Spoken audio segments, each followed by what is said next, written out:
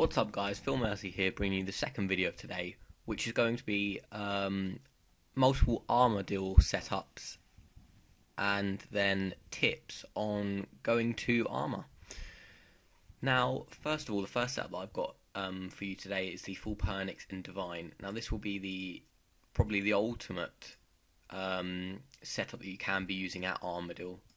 Again, full Pernix, Divine, Archer's Ring Eye, only Diamond E bolts, because on a solo, what Ruby bolts E do is they hit up to, which is 1/10 of the monster's life points, which Kree's life points is 500. 500 is capped, so you can only hit 500 with a Ruby spec, and it also takes away 10% of your life points. Now on a solo, life points are quite important.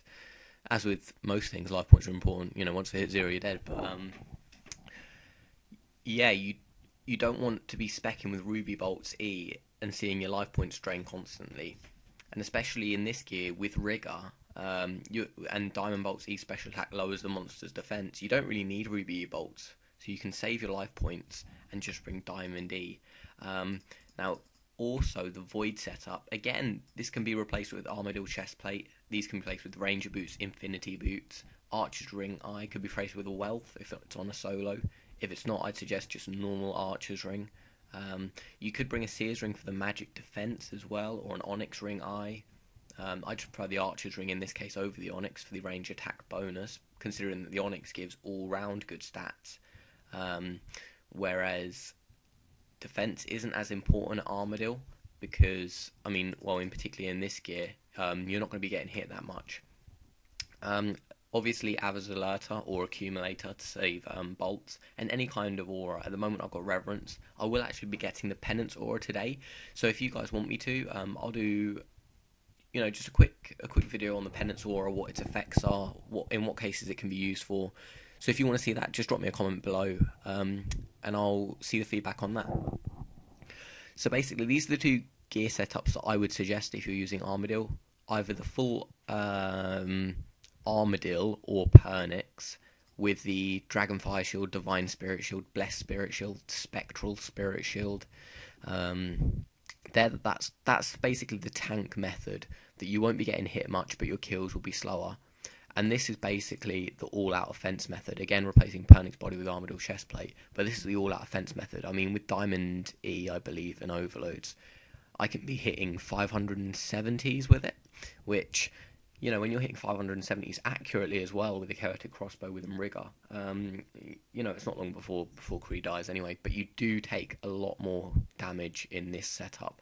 So the kills will be a lot faster, but you won't last as long, whereas this setup, you will be surviving a lot.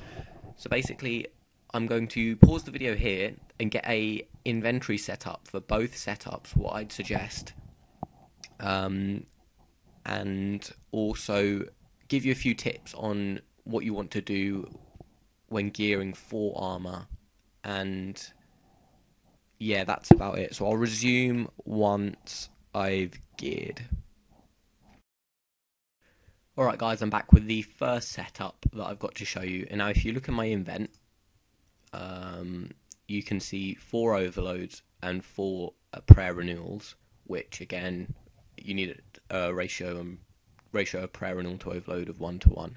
The Mithril Grapple is a must in getting to Armadil's Eerie.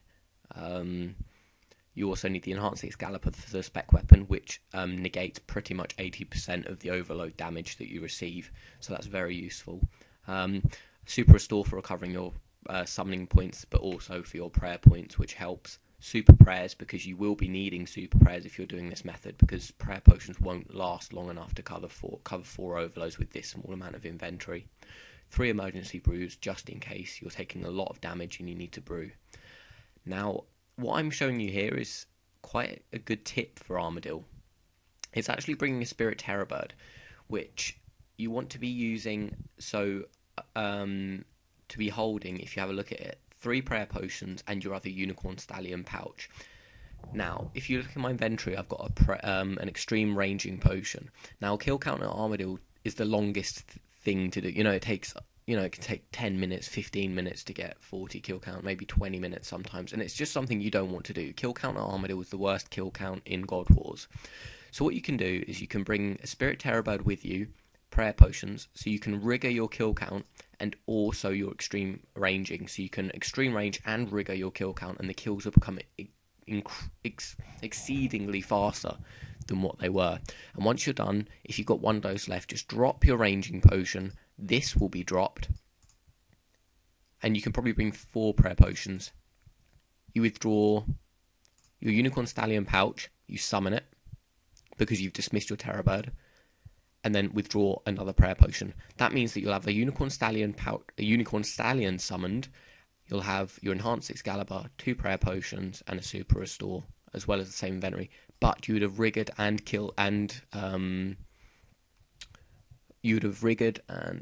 extreme ranged your kill count whilst praying range, so you won't be taking damage. Now, this is the best way in getting Armadil kill count. If you're going to do any serious Armadiling, I suggest using a Terror Bird first. I mean, I get quite a few messages that say, "Oh, you're level 138 and you're using a Terror Bird Armadil. What the hell?" Blah blah. But they don't understand that I'm just using the Terror Bird to just hold some supplies. Now this person's following me. I don't know why. I've got my public on off. But that's going to be the setup for basically the maxed gear that you can be using at Armadil. And now I'm going to do a setup. I'll resume once I've done the setup for the all-out offensive Void Ranger gear. So I'll speak to you guys in a minute. Alright guys, I'm back with the maximum offensive Armadil gear that you can be using, which is the Void method. Again, you can substitute the Pernix body for the Armadil chestplate. You don't need any other item apart from an Armadil item, purely because you can, as soon as you go down into the God Wars lair, you can pray mage and then run south and go straight across the gap using the Mithril Grapple.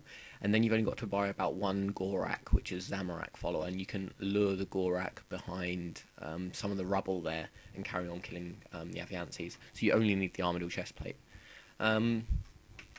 So yeah, we're going to basically, because it's the Void method, you're going to need the Void Ranger helm, Void bottoms, Void gloves, and a Void Deflector.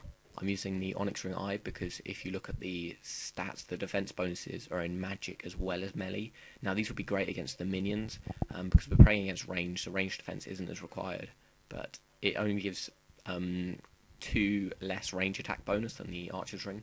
Now in this weak defense gear, the Onyx Ring can come in handy. Again, you can substitute the Glaven boots with the Ranger boots or the Infinity boots.